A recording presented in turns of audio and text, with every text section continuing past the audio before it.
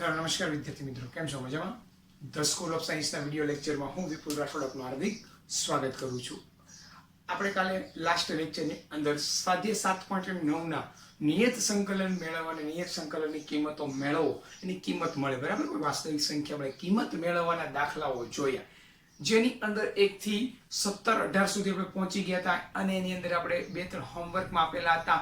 અને એની અંદર એક 16મો દાખલો જે લેન્ધી અને જે થોડીક રીત ન બદલાય પણ થોડુંક લેન્ધી એમ કેવા એવા દાખલા તરફ જઈએ છીએ. મેં વાત તમને કરેલી હતી કે અનિયત સંકલન જો તમને આવડતું હશે, અનિયત સંકલનના જો તમને નિયમો આવડતા હશે, અનિયત સંકલનના જો તમને ગુણધર્મો આવડતા હશે, તો તમારા માટે નિયત સંકલન છે, જે નિયત સંકલનની કિંમતો છે એ એકદમ સહેલી બની જશે. તો એના માટે અનિયત સંકલન તમને આવડવું જરૂરી છે, બરાબર? તો હવે અહીંયા તમે જો તો પેલા તમને અનિયત સંકલન જ ન આવડતું હોય, અનિયત સંકલન જ તમને ન આવડતું હોય, તો પછી મારે નિયત સંકલન વિશે તો ક્યાં વાત કરવાની આવે, બરાબર? તો નિયત સંકલન કોઈ પણ સંજોગોમાં તમને ન આવડે, જો અનિયત ન આવડે તો, બરાબર? તો અહીંયા આપણે અનિયતના જ નિયમ, આપણે થોડોક દાખલો લેન્ધી છે એટલે બોર્ડ વારંવાર સાફ કરવું પડશે. એટલે બધા વિદ્યાર્થી મિત્રો એવું લાગે તો સાથોસાથ વિડીયોને પોઝ ડાઉન કરી નોટબુકમાં નોટ ડાઉન કરતા જજો, અથવા તો સ્ક્રીનશોટ પાડીને નોટ ડાઉન કરી નાખજો, બરાબર?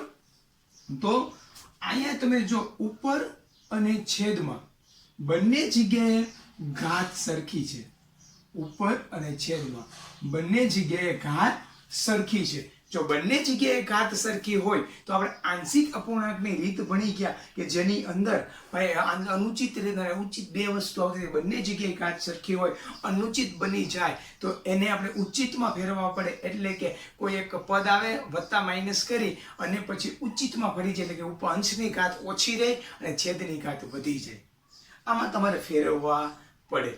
આવું આપણે અનિયત સંકલનમાં ભણી ગયા છીએ, બરાબર? તો અહીંયા આપણે બીજી રીત, મતલબ કે ઈ જ ભાગાકારની પ્રક્રિયા સાઈડમાં કરો અને સાદુરૂપ આપો તો પણ મને કઈ વાંધો નથી. અને તમારે જો ભાગાકાર ન કરવો હોય તમને બીજી રીતે શીખવાડી દઉં. અહીંયા જોઈ લો, 5x² x² + 4x + 3 આવું આપેલું છે, બરાબર?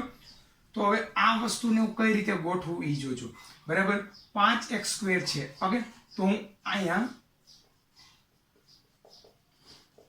આ જૂની બુકમાં આવી રીતો હતી કે છેદ જોઈને એની જેવો અંશ ગોઠવવો, બરાબર? એટલે છેદ હોય અંશમાં મૂકી દેવી, જૂની બુકમાં રીતો હતી એ વાત કરું. જો 5 અહીં ગુણાઈ જાય, 5x², એ તો છેદ વધારે કોણ આવે? 5 અહીંયા ગુણાય, 5 ચોક 20 વધારાના છે, -20x કરો, ઉડી ગયા, બરાબર?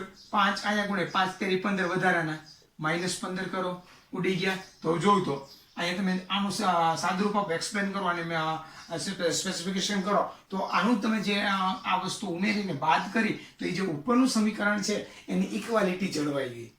એટલે ખાલી 5x² હતા, 5x² જ વધે. જો 5x², 5 ચોક 20x તો -20x, 5 તેરી 15 તો -15. એટલે તમારી જે ઇક્વાલિટી હતી એ ઇક્વાલિટી જળવાઈ રહી, બરાબર? તો હવે તમે બેને સેપરેટ આપી દો તો જો 5 પછી અહીંયા બે તો ઉડી જશે, પછી માઇનસ કોમન લઈ લો તો -20x + 15 એના છેદમાં સાદુરૂપ આપો તો x + 3, મતલબ કે અવયવ પાડો તો x + 1. જો સાદુરૂપ પાડો, ગુણાકાર 3 સરવાળો બાદબાકી 4, મતલબ કે સરવાળો 4, તો 3 × 3 એટલે ગુણાકાર 3 થઈ ગયા અને સરવાળો 4 થઈ ગયા, બરાબર? તો આમ હવે અહીંયા સંકલન જ કરવાનું છે. થોડી વાર તમે આ ભૂલી જાવ, લિમિટ છેલ્લે જે જવાબ આવે એમાં જ મૂકવાની છે, અપર અને લોઅર લિમિટ. તો આપણે લિમિટને થોડી વાર ઇગ્નોર જ કરી દો, આપણે લિમિટને યાદ જ નથી કરવી, બરાબર? તો અહીંયા તમે 5 નું સંકલન કરશો એટલે 5x થશે. આનું સંકલન કઈ રીતે થાય પછી તમને ખબર હોવી જોઈએ, બરાબર? તો એની અંદર જો અંશમાં ઘાત 1 છે, ખાલી એક ઘાત છે, બરાબર? x ની, અને છેદમાં સાદુરૂપ આપો તો છેદની ઘાત 2 છે, એટલે કે અંશમાં સુરેખ બહુપદી છે અને છેદમાં દ્વિઘાત બહુપદી છે. એટલે આંશિક અપૂર્ણાંક રીત થઈ ગઈ. કઈ રીત થઈ ગઈ? આંશિક અપૂર્ણાંક રીત. તો આ વસ્તુ જે પણ છે એ કઈ રીતથી સોલ્વ થશે? આંશિક અપૂર્ણાંકની રીતથી સોલ્વ થશે, બરાબર? હવે સાદુરૂપ આપીએ, આપણે આંશિક અપૂર્ણાંકની રીતથી સાદુરૂપ આપીએ તો 15x + 20x + 15 છેદમાં x + 3 x + 1. તો સાદુરૂપ આપીએ તો આમ કહીએ કે a ના છેદમાં x + 3 વત્તા b ના છેદમાં x + 1, બરાબર?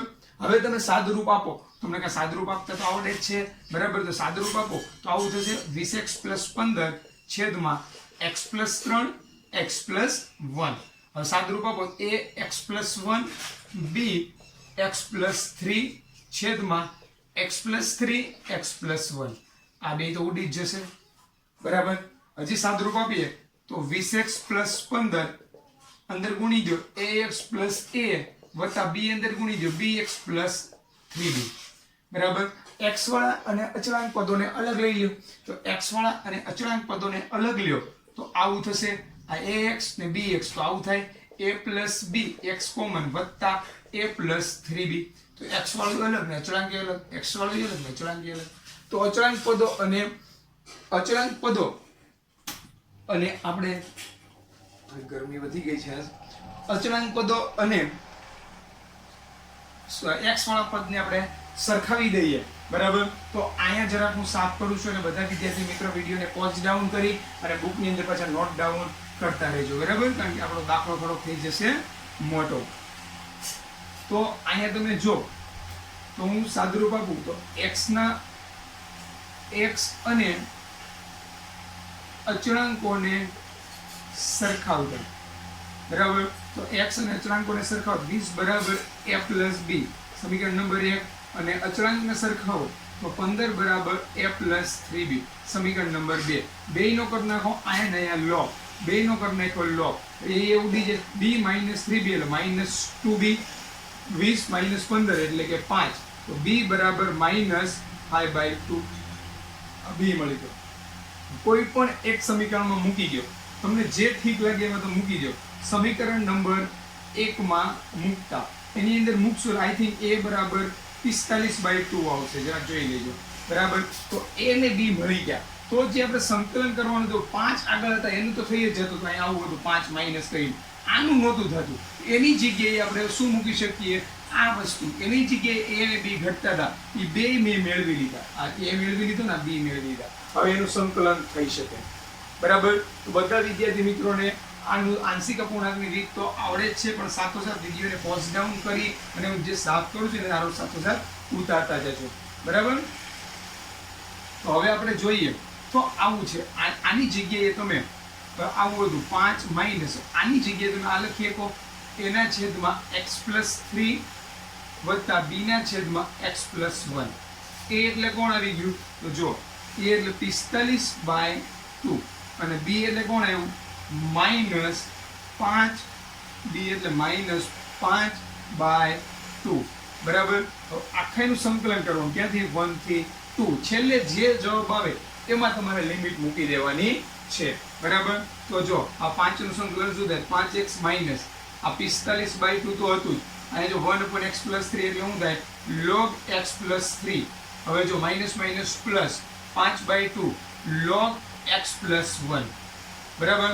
હવે તમારે લિમિટ આની અંદર શું મૂકવાની છે તો આની અંદર લિમિટ તમારે 1 થી 2 મૂકવાની. પહેલા 2 મૂકો પછી -1 મૂકો ને બેયનું આપી દો સાદુરૂપ, બરાબર. તો વિદ્યાર્થી મિત્રો તમારે સાદુરૂપ જાતે આપવાનું રહેશે અહીંથી, બરાબર. સાદુરૂપ તો બધા વિદ્યાર્થી મિત્રોને આપતા આવડે છે. પહેલા 2 મૂકી દો x ની જગ્યાએ, પછી તમે 1 મૂકી દો. ઓકે બેટા. તો બસ આવી જ રીતે દાખલાઓ હોય છે, પણ થોડાક લેન્ધી હોય છે, બાકી અઘરું કોઈ વસ્તુ હોતી નથી. બધી વસ્તુ ઈઝી જ હોય છે, ખાલી થોડીક લેન્ધી પડી જતો હોય છે. દાખલો આપણે જોયું કે આમાં નિયત સંકલનની કિંમત મેળવવાની હતી, જેની અંદર તમારે પહેલા આંશિક અપૂર્ણાંકની રીતે દાખલાને સોલ્વ કરવો પડ્યો. જે વસ્તુ જે જવાબ આવ્યો એની અંદર તમારે લિમિટ મૂકવી પડે, બરાબર બેટા. તો બધા વિદ્યાર્થી મિત્રો વ્યવસ્થિત વિડીયોને પોઝ ડાઉન કરી આપણે જે બુક બનાવીએ છીએ એની અંદર નોટ ડાઉન કરી લો.